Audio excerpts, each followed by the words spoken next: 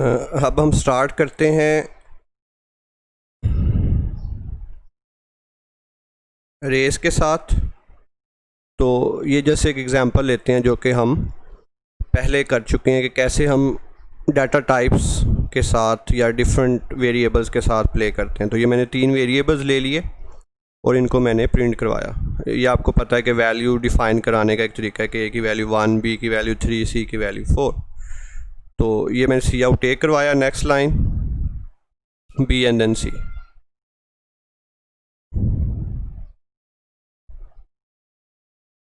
So when I will press F11, I will get this output 1 3 4 exactly। तो ये simple एक वे था जिसमें हम वेरिएबल्स में वैल्यू स्टोर करा के प्रिंट करवाते थे। डिफरेंट वेरिएबल्स चाहिए होते थे। अब हम एक ट्रिक या तरीका देखेंगे जिसमें हम एक ही वेरिएबल में एक से ज़्यादा वैल्यू स्टोर करवा सकते हैं, विच इज़ बेसिकली कार्ड अरे। तो ए वेरिएबल में ही मैं एक से ज़्यादा वैल्यू स्टोर करवाने लगा।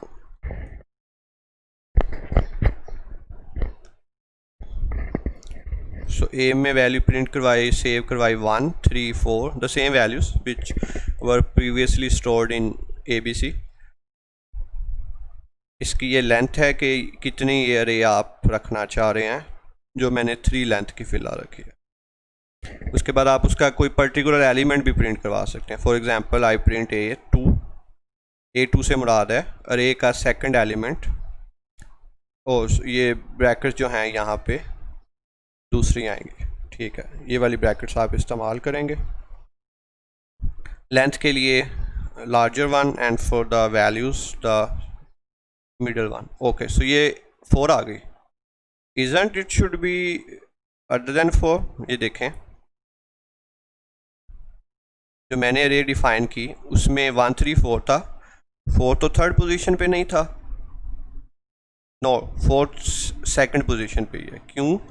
क्योंकि अरे जो है वो 0th पोजीशन से स्टार्ट होती है। 1 is at 0th position, 3 at is first position and 4 is at second position. अब देखें हम प्रिंट करवाते हैं ए 0, तो क्या वैल्यू प्रिंट होगी 1 एज वी थॉट।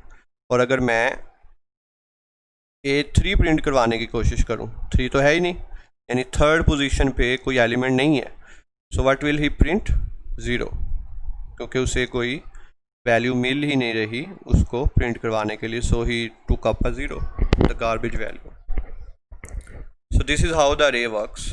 कि आप अरे की पावरफुल होने का सबसे बड़ा बेनिफिट ये है कि एक तो आप एक से ज़्यादा वैल्यूज़ एक ही वेरिएबल में सेव करवा लेते हैं और फिर उनको आप इंडिविजुअली कॉल कर सकते हैं। इसे कहा जाता है इंडेक्सिंग, यानी ये ए का थर्ड इंडेक्स है कि यानी ए की थर्ड तो चले है नहीं, तो हम इसे 2 लिख देते हैं कि ए अरे का सेकंड वेरिएबल या second term. So it is known as index. और ये इंडेक्सिंग जो है ये प्रोग्रामिंग में मोस्ट पावरफुल टूल होता है नंबर्स के साथ खेलने के लिए।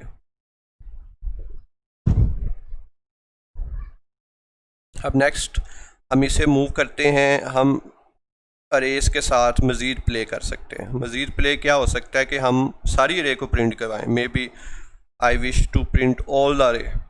मैं चाहता हूँ 1 भी प्रिंट हो, 3 भी प्रिंट हो, 4 भी प्रिंट हो। तो एक तो तरीका क्या होगा, आप A0 लिखें, A1 लिखें, A2 लिखें। अच्छा, जस्ट टू नोट कि ये जो 3 है ये लेंथ को शो करेगा कि ए की जो अरे है उसकी लेंथ 3 है, जबकि जब आप प्रिंट करवा रहे होंगे तो ये इसकी लेंथ को नहीं, इसके वो इंडेक्स को शो करेगा कि ए अरे का सेकंड पोजीशन वाला एलिमेंट। चलें, अब वही बात हो जो हम कर रहे थे। मैं पूरी अरे को प्रिंट करवाना चाह रहा हूँ with a shortcut. We have for loop, we does not need to print all the stuff. So for loop is there. वो इसीलिए है कि int i is equal to 0, i less than 3, i plus plus and cout. अब देखें मैंने a की तमाम values हैं और i के अंदर स्टोर है ना, तो मैं क्या करूँगा a ऑफ i। तो ये जैसे एक मैंने स्पेस दी, न्यू लाइन दी ताकि हर वैल्यू नेक्स्ट प्रिंट हो। सो सी आउट a ऑफ i जो बेसिक आपका है a इंटू i, इसका मतलब है कि आई की वैल्यू 0 आएगी तो ए 0 प्रिंट होगा, आई की वैल्यू 1 आएगी तो ए 1 प्रिंट होगा, आई की वैल्यू 2 आएगी तो ए 2 प्रिंट होगा, which is 4। So for loop का बेसिक मकसद जो है वो ये है। जो हमने फॉर लूप इससे पहले किया टेबल्स के लिए, हमने फॉर लूप यूज़ किया टेबल प्रिंटिंग के लिए, सम करने के लिए, that was for your practice. The main deal कि आप फॉर लूप को अरेज के साथ इस्तेमाल करके जो मैथमेटिकल प्रोग्रामिंग है, कंप्यूटेशनल फिज़िक्स की प्रॉब्लम्स हैं, न्यूमेरिकल एनालिसिस है, वो बहुत बेहतरीन और पावरफुल तरीके से कर सकते हैं। सो F11 प्रेस करें तो ये देखें ये प्रिंट हो जाएंगे 1 3। बेसिकली आई लेस देन 3 होना चाहिए क्योंकि मैंने इक्वल टू नहीं लगाया, या मैं इक्वल टू 2 लगा सकता हूँ, यूँ कर लेते हैं। चलें तो 0 1 2 तो ये आपके 1 3 4 प्रिंट हो गया। Let's suppose I do it for the 3 का मतलब है कि मैं अगली वैल्यू भी प्रिंट करवाता हूँ और 1 से शुरू करता हूँ, तो देखें क्या होता है। यानी ये जस्ट के 1 3 4 आपका जो रिक्वायर्ड वैल्यूज़ है। तो मैं इसे 3 कर देता हूँ और इसे 1 कर देता हूँ। अब वो क्या होगा, 1 से शुरू करेगा, मतलब 3 शुरू करेगा and then it will move on, और फिर वो 0 लेगा। 0 क्यों लिखेगा, क्योंकि थर्ड पोजीशन पे कुछ भी नहीं है, तो इस लिहाज से उसकी वैल्यू जो है वो रैंडमाइज हो जाएगी। So this is a basic introduction to the अरे।